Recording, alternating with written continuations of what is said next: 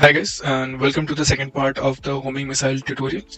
In this, we will basically see how we can add the boost effect to our missile and also how we can create the explosion effect once it hits its target. So we will do that with the help of particle system and post processing. So the particle system is how we'll generate our effect, and the post processing will add some nice extra glow to our particles to make it look more beautiful. So let's just first add the post processing package to our Unity project. And again, you need to make sure that you have your project in Universal Render Pipeline so that we can do post processing, and especially for the HDR setting that is there, that you have to check that it should be present. Only then will we add a nice glow effect to our particles. So let's go ahead and go to the package manager, find post,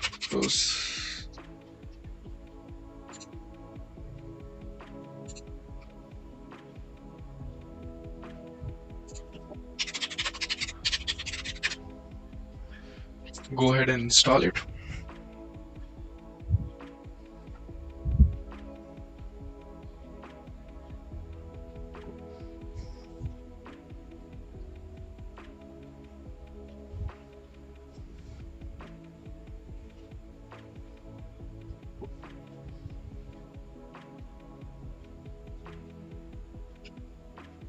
So now post processing is on our project. So let's create a new game object that will just control this post processing.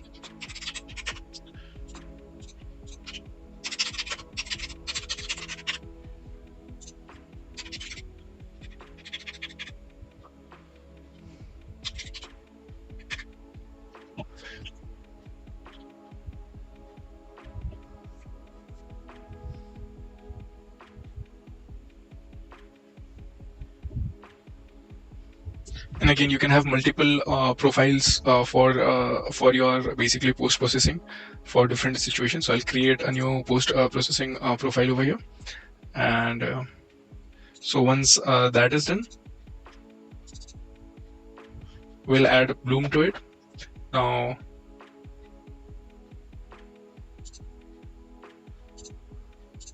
first we'll so the threshold is basically at what point the color should start glowing. So after 1, so basically HDR has the capacity to increase the color intensity more than 1. So anything that is above 1 should basically have that glowing effect, and change the intensity to maybe 1 as well. So after this threshold, what should be the intensity of the glow? So any color that has more color threshold than 1 will have an intensity of basically, if I give it a 5 intensity, then it will have an intensity of 5. So as you can see, if the threshold is just 1, the spaceship also starts glowing. If it is, so that is why, but these are just base colors. So to omit these, you can just add the intensity threshold a bit, so that these are normal objects, they don't glow, and only the HDR, the object with HDR color actually glow. So now let's put the intensity back to 2 maybe, and threshold is 1.5. So anything that has color intensity of more than 1.5 will start glowing. And let's start creating our effect here. So as I told you guys earlier, I have this circle that I'm going to use as the boost. So let's create a particle system.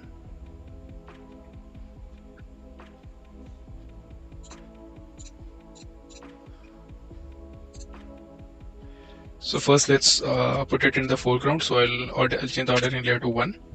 And after this, let's create an material for this post processing, sorry, for this particle effect.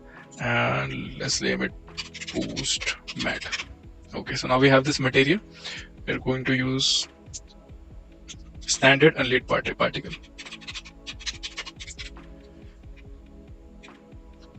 So we are going to use unlit particle for this, from the particle system for the.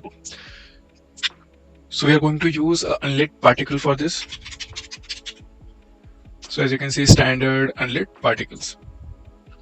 Change render mode to fade and add our albedo of the fire circle. So now we have our material ready.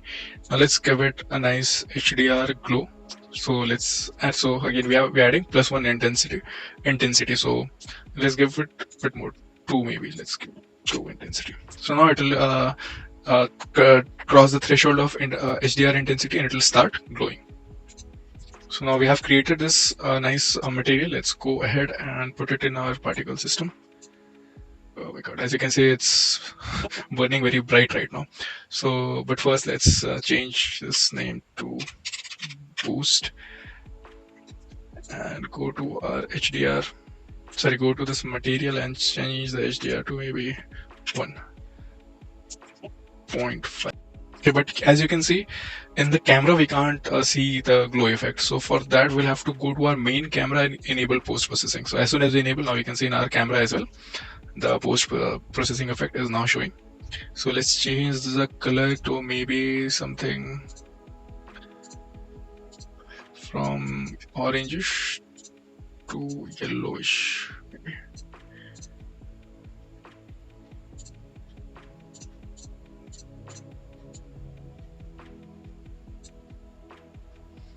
So just to give it that fiery effect.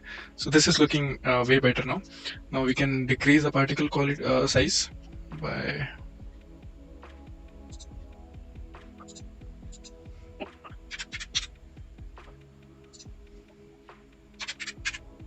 the boost maybe a more precise and on 1 point. Yeah, so this is looking a lot better. We can decrease this as well. Yeah, so now this is looking good. Let's rotate it. Let's rotate it in the Y scale. Okay, perfect. Now it's facing our missile's direction. So if I put it something like this, yeah, this looks way better. One more thing you can do is make it a bit more precise.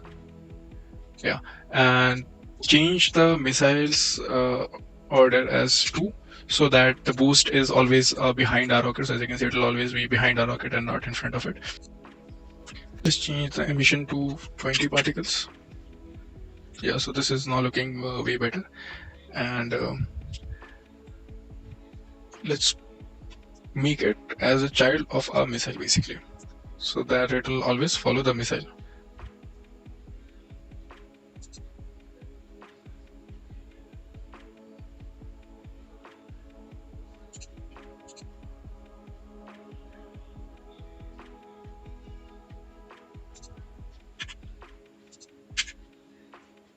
Okay.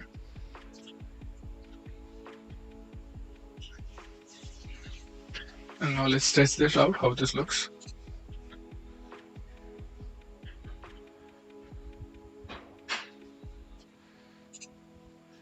Okay, I think it is. So let's just disable our destroy for now, so that we can see more clearly how the effect is looking.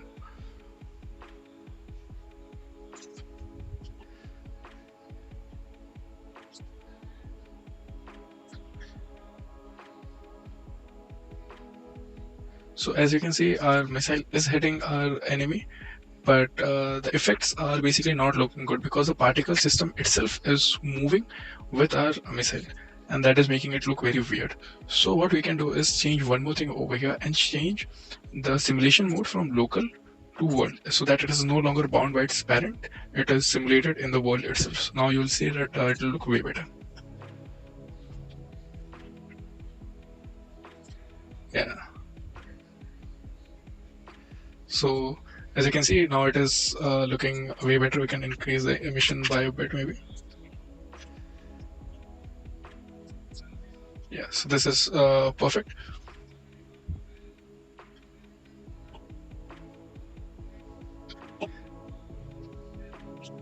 So now one last thing is we will add an explosion every time. So if our missile finally hits our target, we'll add an explosion to it. So first let's create a post-processing, let's create a particle system for it. And put the particle system in front by putting it the sorting layer as 1. We can use the same material that we have made over here, and we can change our our shape into from a cone to a circle. Currently it's on the Z axis. We'll change the angle of it to, we'll rotate it to look better.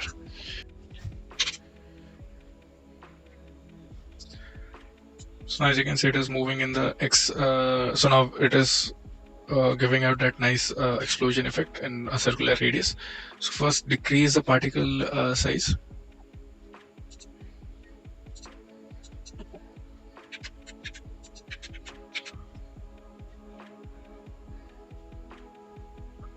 And again change the color to random between red and orange. So now this is looking way better. Now rather than giving it a rate over time, let's give a burst of particles. So maybe 100 burst of 100 particles.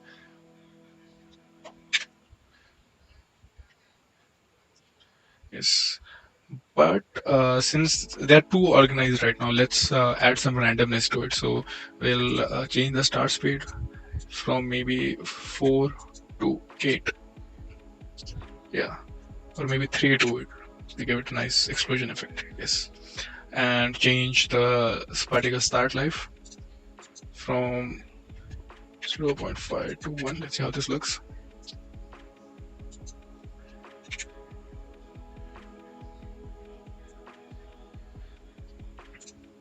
Also, we'll reduce the circle radius to a very small region so that the explosion happens from the center. Let's increase the particles count to more than this. Oh, sorry, this is too much. 500 maybe. This is also looks too much. 200. Yeah, so this looks good. Let's change the start life from 0.2 to 0.5.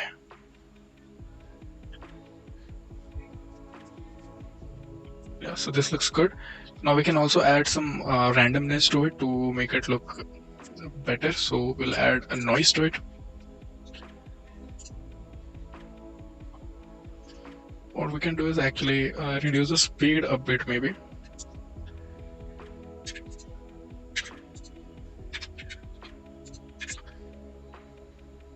So as you can see, because of the noise, if we don't have noise, it will go in only one direction. Because of noise, it will look, it can reduce the strength of the noise to 0.4 maybe.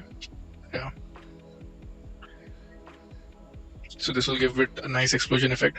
Now you can keep on adding to this post processing by, so like you can add this so this is basically a burst of small particles that you're adding. You can further go ahead and enhance this effect by maybe adding more particles in the center of this, heavier particles at the center of this as well.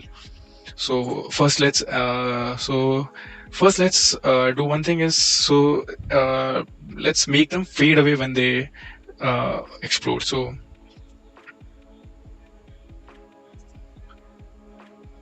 let's change the size over lifetime to something like this. So when the particles fade away, they will slowly decrease in size. This will give it a nice effect, and they won't disappear abruptly. So, and for our second particle, so we can call this as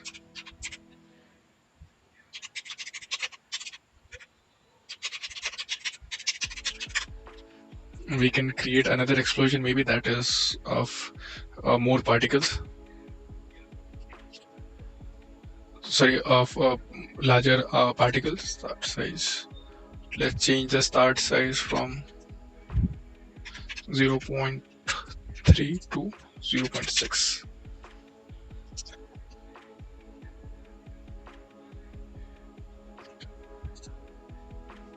And start a speed from 0.5 to 2 maybe. So when we play them together, again they're not will change how they look, but yeah, so this is the general effect that we are going for. And we can again for this also, they will change the size over lifetime, and let's see which one looks good. Yeah, so now when we play them together, yeah, so it will give this very nice explosion effect. Yeah, this looks wonderful. I'm quite impressed by myself actually. So now give it explosion.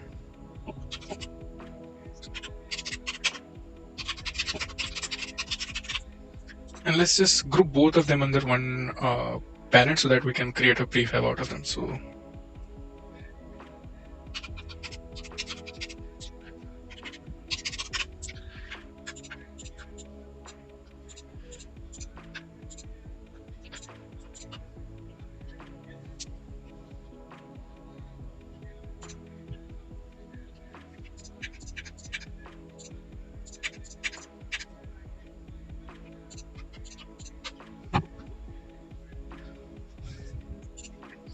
okay, so now I'm going to make a prefab out of it. So this is our explosion prefab. So now let's go to the missile script. Now we had disabled the destroy part on collision. Let's keep it disabled first. Let's get the animations straight, and only then we'll enable this part. So we'll first need a prefab. So public game object blast VFX.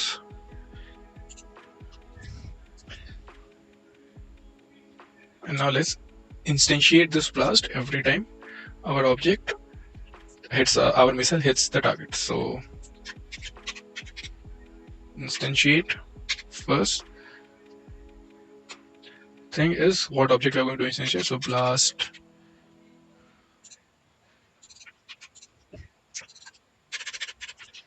VFX.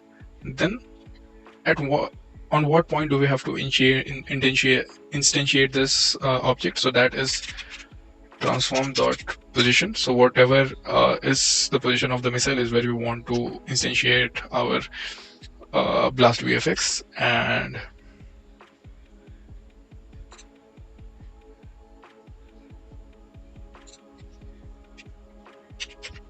last one is rotation. So we don't want to rotate it in any direction, so we'll give it quantonian dot identity, which is basically 0 on all the axes. Now let's see how this works.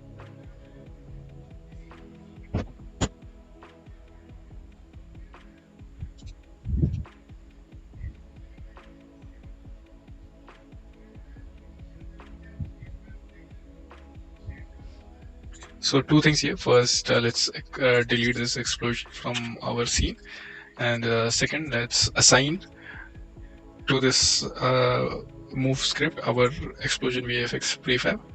Now let's see what happens.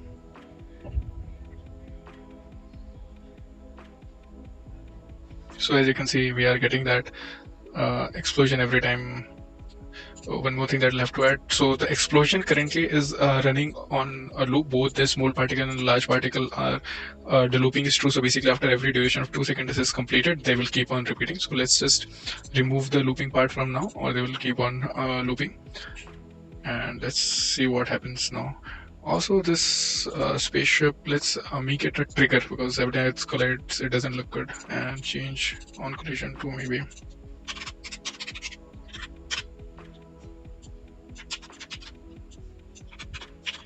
yeah. Let's see how it works now.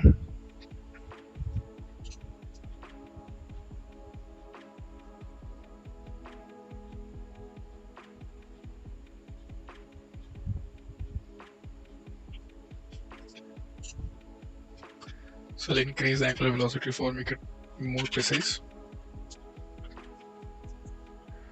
So as you can see, our missile is hitting our enemy every time.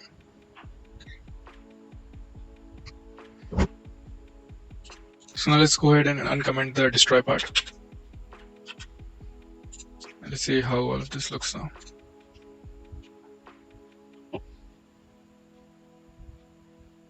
So as you can see, our missile is hitting our enemy every time. Now if we put it even in the corner, it will find its way to the target.